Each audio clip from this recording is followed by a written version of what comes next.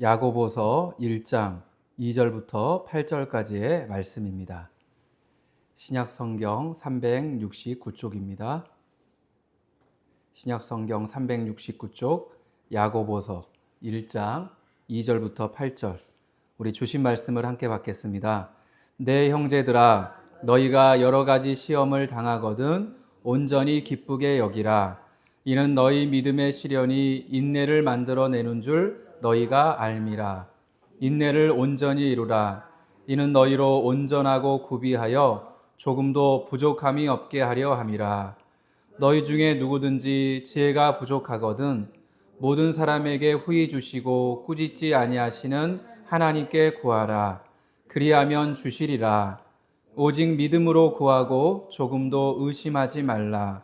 의심하는 자는 마치 바람에 밀려 요동하는 바닷물결 같으니 이런 사람은 무엇이든지 주께 얻기를 생각하지 말라. 두 마음을 품어 모든 일에 정함이 없는 자로다. 아멘. 우리 인사하시겠습니다. 주님의 사랑으로 사랑합니다. 사랑합니다. 사랑합니다. 사랑합니다.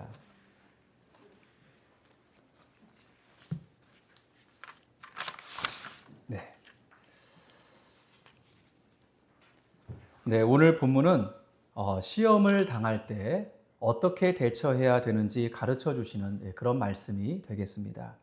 즉, 믿는 우리도 어려운 일을 당할 때가 있음을 말씀하고 있어요. 그런데 시험이나 고난, 그 어려움들은 믿는 사람은 당하지 않아. 어떻게 믿는 사람이 어려운 일을 당할 수 있어? 그런 일은 있을 수 없지. 믿지 않는 사람들이나 말씀에 불순종하는 사람들, 그런 사람들이 고난을 당하고 어려움을 당하는 거야. 그러니까 이런 식으로 오해하면 안 된다는 거죠. 믿는 사람이나 믿지 않는 사람이나 모두가 다 어려움을 당하겠지만 믿지 않는 사람은 그 방법을 인간적이고 세상적인 그런 방법으로 풀어갑니다. 하지만 믿는 사람은 어떻게 풀어갑니까? 주님을 의지함으로 그렇게 풀어갈 뿐만 아니라 더 놀라운 주님의 은혜도 맛보게 되고요. 그리고 성숙해져 가고 결국 마귀가 손못대는 우리 주님의 보호 속에 살아가는 그런 복이 있습니다. 그렇기 때문에 저분은 참 복이 많은 사람 같은데 나는 왜 이렇게 복이 없고 왜 이렇게 고난이 많은 걸까? 왜 나에겐 이렇게 문제가 많은 걸까? 그래서 나는 참 불행한 사람인가 봐. 이런 식이 되면 안 된다는 거예요. 이런 식이 되면 안 돼요. 이런 모습은 모든 조건 속에서 역사하시는 우리 주님을 부정하는 모습입니다. 그래서 이스라엘 백성들이 광야에서 원망불평하다가 여러 징계를 받지 않았겠습니까? 고난이 없고 복만 있는 게 그게 믿음이고 그게 축복이라고 한다면 박해가 심해서 순교자들이 많았던 초대교회 그 신앙의 선배들은 그분들은 그러면 복이 없는 사람들이고 믿음이 없는 그런 분들이었겠습니까? 아니잖아요. 믿음은 신앙의 선배들이 더 좋으셨습니다. 우리가 잘 아시는 스데반은 순교의 그 현장에서도 하늘에 하나님의 영광과 예수님이 서 계신 것을 직접 볼 정도로 그만큼 주님의 보호와 축복이 있었습니다. 즉 죽음 가운데서도 기쁨과 평강이 있었다는 증거죠. 이게 진짜 복이에요. 이게 진짜 복입니다. 그렇다면 삶이 평안하든지 어렵든지 어떤 상황에 있든지 간에 어떤 자세로 사는 게 우리 주님의 축복과 보호 속에 사는 모습인지 오늘 본문을 통해서 우리가 살펴볼 수 있습니다. 자, 2절에 내 형제들아, 너희가 여러 가지 시험을 당하거든 온전히 기쁘게 여기라. 기록대로 여러 가지 시험을 당하게 될 때 시험 들지 말고 오히려 온전히 기쁘게 여기십시오 라고 이렇게 말씀하고 있어요. 자, 그런데 어려움을 당하는데 힘든 일을 당하는데 기뻐하라. 이 말씀이기 때문에 우리가 순종을 하겠지만 그런데 한편으로는 좀 어떻습니까? 이해하기 어려운 부분이죠. 그런데 이유가 있습니다. 그 이유가 뭐냐면 3절에 이는 너희 믿음의 시련이 인내를 만들어내는 줄 너희가 알미라. 기록대로 믿음을 잘 지키고 있는 중에 그때 당하는 시련이라고 하는 것은 여러분도 잘 알고 있듯이 오히려 믿음을 더 견고하게 되도록 인내로 이어지기 때문에 인내로 이어지기 때문에 그래서 기뻐하십시오. 이렇게 지금 말씀하고 있어요. 인내 때문에 기뻐하라. 예수님께서 씨 뿌리는 비유에서도 길가나 돌밭이나 가시떨기에 떨어진 씨는 어떠하다고 말씀하세요? 열매를 맺지 못한다고 말씀하셨어요. 열매를 맺지 못하지만 좋은 땅에 뿌려진 씨앗은 누가복음 8장 15절에 좋은 땅에 있다는 것은 착하고 좋은 마음으로 말씀을 듣고 지키어 인내로 결실하는 자니라. 기록대로 좋은 땅에 뿌려진 씨앗이 30배, 60배, 100배의 열매를 맺을 때는 그 아름다운 열매를 풍성하게 맺을 때는 인내라고 하는 속성이 필요하다고 말씀합니다. 인내가 들어가야 돼요. 즉 하나님 말씀에 순종하는 게 그게 믿음의 핵심이고 축복의 통로인데 여기에는 반드시 인내가 필요하다는 거죠. 그래서 그 인내를 통과해서 열매가 되고 축복이 되기 때문에 그래서 기뻐하라고 성경은 말씀하고 있습니다. 그래서 첫 번째 자세는 어떤 자세입니까? 4절에 인내를 온전히 이루라. 이는 너희로 온전하고 구비하여 조금도 부족함이 없게 하려 함이라. 기록대로 시련과 고난 그 시험을 주님을 의지하면서 잘 견디고 참아내라고 온전히 인내의 시간으로 삼으라고 말씀합니다. 그것을 잘 통과하면 어떻게 됩니까? 믿음이 온전해지고 전혀 부족함이 없는 성숙한 사람이 되기 때문이라고 말씀하고 계세요. 자, 그래서 우리가 읽지 않은 12절 말씀을 한번 보십시오. 12절 뭐라고 말씀하십니까? 시험을 참는 자는 복이 있나니 이는 시련을 견디어낸 자가 주께서 자기를 사랑하는 자들에게 약속하신 생명의 면류관을 얻을 것이기 때문이라. 기록대로 영원한 천국과 생명의 면류관, 즉 주님이 주시는 복이 있다고 말씀하고 있어요. 영생의 복이 있다는 거죠. 그래서 시험이 올 때마다 나 자신을 돌아보고 그리고 내 자아를 죽이고 버리는 그렇게 겸손해지는 모습, 그리고 말씀으로 나의 삶을 돌아보면서 새롭게 변화되는 모습, 그렇게 내 영혼의 상태를 돌아보고 다듬는 그런 모습으로 삼아야 됩니다. 중요한 건 오늘 말씀대로 기뻐하면서 그 시간을 보내야 돼요. 왜 그렇습니까? 조금도 부족함이 없는 풍성한 은혜를 우리 주님이 주시기 때문에 그래서 당연히 기뻐하면서 감사함으로 견뎌야 되는 거죠. 그게 인내를 이루어가고 있는 그런 모습입니다. 우리가 학창시절 때 밤잠을 설치면서 왜 공부했겠습니까? 힘든 공부를 왜 하겠어요? 나름의 이루고자 하는 꿈과 소망이 있기 때문이죠. 지금 월드컵이 한창 진행 중이죠. 운동선수들이 눈물과 노력으로 힘든 훈련을 왜 하겠습니까? 큰 무대에서 뛸 수 있다라고 하는 꿈이 있기 때문이죠. 그래서 구슬땀을 흘리는 거 아니겠습니까? 우리 주님은 우리의 믿음이 이리저리 흔들리고 연약한 그런 아이 같은 믿음을 원하지 않으십니다.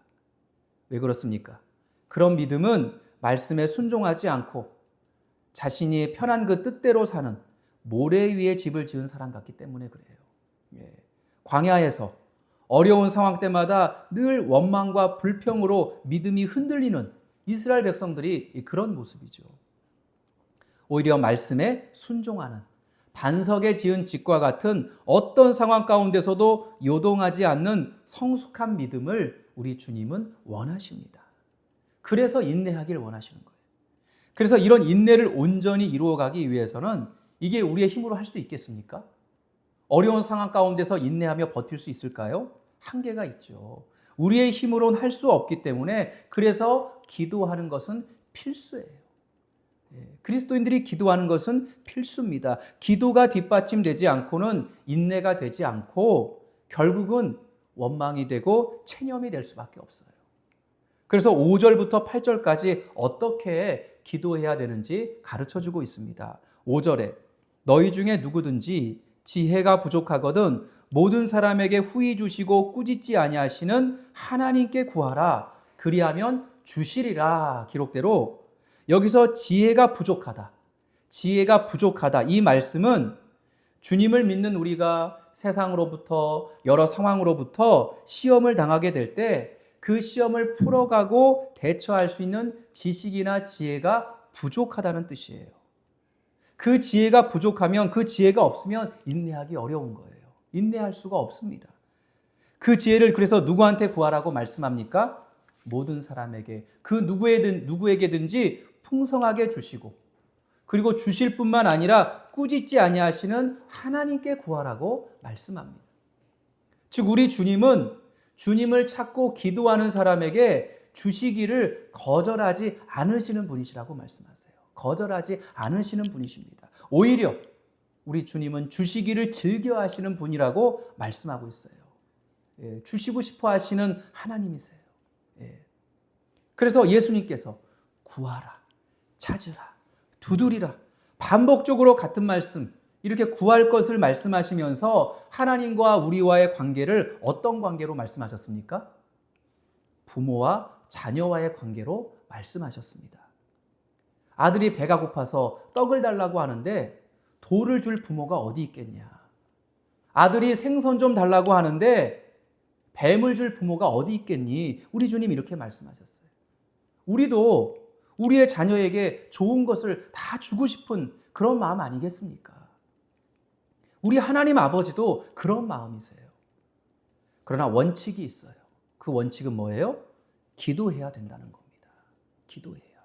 기도하는 게 주님은 나의 부모 되시고 나의 아버지라고 그렇게 고백하고 인정하는 믿음이에요. 기도하지 않고도 받길 바라는 사람은 이건 마귀에게 속한 거고 믿음이 없는 게으르고 나태한 종이죠. 그래서 무엇을 구해야 됩니까? 그래서 지혜를 구하는 게 가장 먼저입니다. 주님 이 문제 좀 해결해 주세요. 이런 식으로 육신의 것을 구하는 게 그게 먼저가 아니에요. 주여 이 시험을 물리쳐 주세요. 이 시험이 왜 저한테 온지 모르겠어요. 이 시험 좀 사라지게 해주세요. 이런 기도가 아니에요.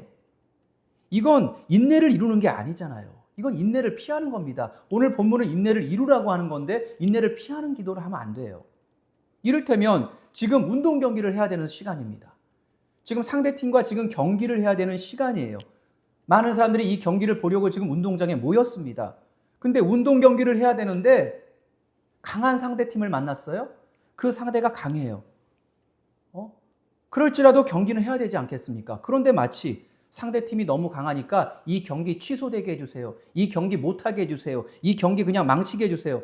이렇게 구하는 거랑 똑같은 거예요. 예. 인내를 이루기 위해서 기도하는 거기 때문에 이 시험을 피하게 해주세요. 이게 아니라 주여 이 시험을 이 문제를 제가 어떻게 풀어가야 할지 지혜를 주세요. 이 상황 가운데 제가 어떻게 해야 되는지 주님 가르쳐 주세요. 이렇게 저 상대팀을 어떻게 공략해야 할지 전술을 짜고 경기에 임하는 것처럼 시험을 당할 때도 내 지혜가 아니라 주님의 그 지혜로 그 시험을 풀어갈 수 있도록 그래서 말씀을 보고 묵상하고 그 말씀을 붙들면서 기도해야 되는 거죠. 그럴 때 주님께서 말씀 속에서 가르쳐 주기도 하시고 격려해 주기도 하시고 시험을 잘 견디고 지혜롭게 통과할 수 있도록 성령으로 도와주십니다. 주님의 지혜를 구하며 기도해야 돼요. 자, 그래서 기도라는 것은 에베소서 6장 18절에 모든 기도와 간구를 하되 항상 성령 안에서 기도하고 이를 위하여 깨어 구하기를 항상 힘쓰며 이렇게 말씀하고 계시고 예수님께서도 항상 기도하고 낙심하지 말라고 말씀하신 대로 주목해야 할 단어가 어떤 단어입니까? 항상이에요. 항상. 이 땅 살 동안은 어떻습니까? 항상 세상 유혹과 시험 가운데 우리가 살고 있기 때문에 기도라는 것은 멈추면 안 된다는 거예요. 멈추면 그것 자체가 기도가 약해. 이 기도의 그 의미가 상실되는 거예요. 항상 기도해야 돼요. 자, 기도할 때 한 가지 더 중요한 지침을 말씀하십니다. 6절에 오직 믿음으로 구하고 조금도 의심하지 말라. 이렇게 말씀하십니다. 즉 당장 어떤 놀라운 일이 일어나지 않아도 오히려 더 힘들어질지라도 인내를 이루며 믿음으로 기도하는 그 기간 동안은 절대 의심하면 안 된다는 거예요. 의심하면 안 됩니다. 그래서 예수님께서 믿고 구한 것은 받은 줄로 믿으라고 이렇게 말씀하시면서 누구든지 이 산더러 들리어 바다에 던져지라 이렇게 하면서 그 말하는 것이 이루어질 줄 믿고 마음에 의심하지 아니하면 그대로 되리라 이렇게 말씀하셨습니다. 큰 산이 들려갖고 바다에 던져져 이렇게 말하는 게 이거를 의심하지 않으면 그렇게 된다는 얘기예요. 이런 식으로 우리 주님은 말씀하셨어요. 새벽에 또는 그 밤에 침상을 적시면서 눈물을 쏟고 기도하고 우리 주님께 다 맡겼는데 근데 삶에 돌아가서는 여전히 변화가 없다고 해서 안 좋은 일만 터진다고 해서 그래서 의심하면 그래서 불평하고 절망하면 눈물 쏟고 기도한 그 기도는 헛된 기도가 되는 거예요. 기도 안 한 것과 똑같습니다. 그냥 제자리 걸음이에요. 제자리 걸음. 이런 사람은 어떤 사람이라고 말씀합니까? 6절 중반에 의심하는 자는 마치 바람에 밀려 요동하는 바닷물결 같으니 믿음이 됐다가 믿음이 안 됐다가 이렇게 하는 바닷물결처럼 요동하는 사람과 같다 이렇게 말씀합니다. 그래서 이런 사람의 특징 중 하나가 뭡니까? 이런 사람의 일반적인 특징 중 하나가 뭐냐면 주님이 두려워서 원망은 못하겠고 주님이 두려워서 원망은 못하겠고 그러나 응답은 없으니 그래서 기도를 놓쳐버리고 그냥 포기하고 무기력해지고 그냥 체념한 상태로 그냥 사는 거죠. 그런 모습이 일반적. 더 이게 안타까운 모습이에요. 더 안타까운 모습. 그래서 이런 사람은 어떻게 된다고 말씀합니까? 7절에 이런 사람은 무엇이든지 주께 얻기를 생각하지 말라. 주님이 그 안타까운 모습을 보시고 불쌍해서 응답을 해 주시는 게 아니라 응답받기를 그냥 기대하지 말아라 이렇게 말씀하세요. 믿음이 아니기 때문에 주님도 멈추신다는 거예요. 왜 그렇습니까? 8절에 두 마음을 품어 모든 일에 정함이 없는 자로다. 믿음과 의심 이 두 마음이 같이 있는 상태는 믿음이 아니기 때문에 그렇습니다. 믿음이 아니면 주님도 하지 않으시는 거예요. 그래서 우리는 우리 마음의 상태를 항상 살펴야 됩니다. 신앙생활 하면서 내 마음의 상태를 항상 살펴야 돼요. 우리 예수님이 계시면 온전한 평강이고 기쁨이고 소망이고 생명 그 자체입니다. 우리 예수님이 계시면 지옥도 천국이 되는 거예요. 불평과 의심, 부정적인 게 될 수가 없습니다. 그렇게 될 수가 없어요. 예수님이 계시면 항상 은혜와 평강과 생명 그 자체이기 때문에 그래서 기도하면서도 내가 염려하고 불평한다? 그건 곧 뭡니까? 내 마음이 지금 두 마음이라는 거예요. 두 마음. 불평할 그때, 염려할 그때 생각해야 돼요. 아, 내가 두 마음이 됐구나. 두 마음이 됐구나. 아하, 주님께 응답받기는 글렀구나. 지금까지 기도한다고 했는데 그 기도 헛된 기도하고 있었네. 이렇게 생각하시면 정확합니다. 근데 이렇게 되면 안 되잖아요. 그래서 그때마다 회복해야 돼요. 주여, 죄송합니다. 다시 믿음의 기도를 드리고 기쁨과 감사로 긍정으로 이렇게 바꾸려고 해야 돼요. 말씀을 정리하실 때 믿는 사람도 고난과 시험이 있습니다. 믿는 사람도 고난과 시험이 있어요. 근데 이에 대해서 어떻게 해야 됩니까? 기쁘게 여기고 주님이 나에게 큰 은혜 주시고자 세워주시고자 또 이런 인내 과정을 겪게 하시고자 이런 시험을 주시는구나. 할렐루야, 감사합니다. 기쁘게 여기고 그리고 어떻게 해요? 인내를 온전히 이루어야 됩니다. 인내를 온전히 이루어야 돼요. 왜 그렇습니까? 우리 주님이 성숙한 주님의 자녀로 세우시고자 그래서 인내를 원하시고 그래서 조금도 부족함이 없게 해주시는 주님의 선하신 뜻이 있으시기 때문에 그래요. 그래서 우리가 기뻐하고 우리가 인내할 수 있습니까? 우리의 힘으로는 할 수가 없는 거예요. 우리의 힘으로는 안 돼요. 그래서 어떻게 인내를 이루어야 됩니까? 주님의 지혜를 구하는 모습으로 말씀으로 길을 찾고 말씀으로 적용하고 그 말씀으로 나를 돌아보는 말씀에서 지혜를 찾는 게 그게 주님의 지혜입니다. 그러면서 동시에 기도해야 돼요. 예. 말씀만 보고 있으면 안 됩니다. 말씀과 기도로 주님의 지혜를 구하면서 도움을 요청해야 돼요. 항상 지속적으로, 계속적으로 그렇게 가야 됩니다. 자, 여기서 한 가지 중요한 게 뭐냐면 예를 하나 드는 겁니다. 예를 들자면 시험을 당할 때 우리 주님이 기쁘게 여기고 인내하라고 했어. 그래, 기쁘게 여기고 인내해야지. 그래서 인내를 이루는 시간으로 보내기 위해서 그래서 말씀과 기도로 우리 주님께 지혜를 구하면서 도와달라고 그렇게 기도했어요. 자, 그런데 그때 주님께서 만약에 너 거짓말하지 말아라 라는 어떤 뜻을 주셨어요. 거짓말하지 말아라. 내가 거짓말 때문에 시험을 당하는 건 아니에요.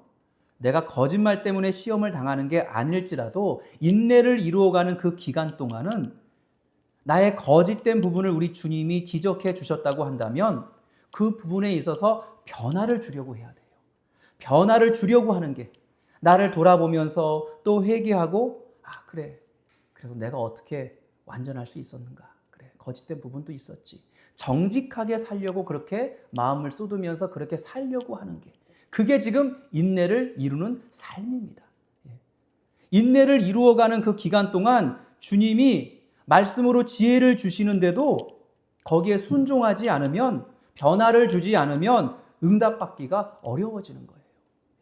이걸 우리가 늘 기억해야 돼요. 왜냐하면 주님은 말씀으로 이루시는 분이기 때문에 그렇습니다. 순종하면서 도와달라고 기도해야 응답이 있는 거예요. 주님 채워주시면, 주님 해결해 주시면 그러면 예배하고 그러면 순종할게요. 예? 그렇게 주님과 거래하는 모습으로 가면 안 된다는 거예요. 예. 순종하면서 먼저 순종해야 할 것이 무엇인가를 찾으면서 그러면서 이 시험을 잘 통과할 수 있도록 도와주세요, 아버지. 이렇게 나가야 돼요. 예. 자, 우리 스스로를 한번 살펴보실 때 나는 어디까지 인내를 이루어가고 있는가 이걸 늘 돌아봐야 됩니다. 오늘 말씀은 인내를 온전히 이루라고 말씀하셨어요. 온전히. 인내를 온전히 이루어야 되는데 말씀과 기도를 멈추지 않고 주님의 그 지혜를 구하면서 의지하고 있는가. 그래서 거기서 나오는 주님의 뜻에 내가 순종하고 있는가. 그리고 의심하지 않고 이 문제가 해결될 줄 믿고 받은 줄로 믿고 그렇게 살고 있는가. 이게 지금 잘 연결되고 있어야 이게 지금 인내를 이루어가고 있는 그런 과정입니다. 어느 하나라도 지금 빠지면 인내를 이루는 게 아니에요.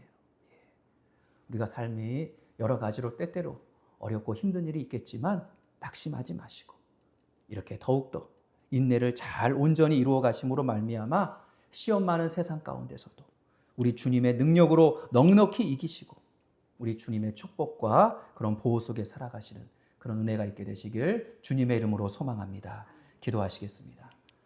사랑의 우리 하나님 아버지, 저분은 저렇게 복이 많은데 나는 왜 이렇게 어려움이 많을까? 그러면서 자책하고 힘들어하고 그러면서 세상적인 방법으로 풀고 있지는 않습니까? 오늘 말씀에 시험은 누구나 당한다고 말씀합니다. 그러나 시험을 당할 때 낙심하지 말고 오히려 기쁘게 여기고 인내를 온전히 이루어가라고 주님 말씀하시니 아버지 인내를 이루어가는 기간 동안 하나님 말씀을 붙들고 그 말씀으로 나를 돌아보고 다시 회개하고 순종하며 하나님 이 시험을 잘 견딜 수 있도록 통과할 수 있도록 지혜를 주옵소서 그렇게 기도하며 나아가는 가운데 그 문제도 해결받고 더 성숙해진 주님의 자녀로 세워지고 더 놀라운 말로 다할 수 없는 주님의 그 은혜를 충만히 경험하며 다 주님이 하셨고 주님이 나를 사랑해 주셨습니다라고 그렇게 간증하고 고백하고 우리 주님께 영광 올려드리는 우리 모두의 모습이 더욱 될 수 있도록 주여 우리를 인도하여 주시옵소서. 예수님의 이름으로 기도하옵나이다. 아멘.